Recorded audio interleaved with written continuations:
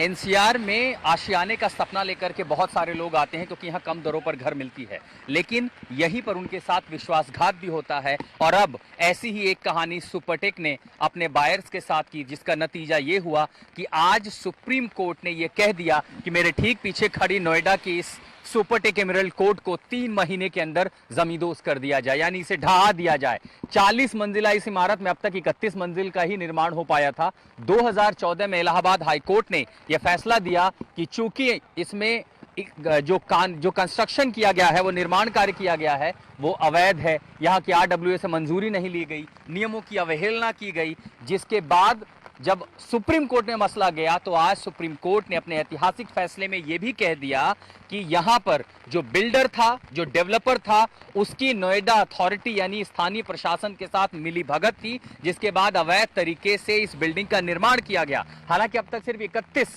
मंजिल ही इसमें बन पाई है और ऊपर भी आप देखें क्रेन, बड़ी मशीनें आज भी यहां पर लगी हुई हैं। और अब सुप्रीम कोर्ट ने अपने ऐतिहासिक फैसले में यह कहा है कि 3 महीने के अंदर इस बिल्डिंग को जमींदोज करना होगा। बिल्डर खुद इसे गिराएगा, अपने खर्चे पर गिराएगा।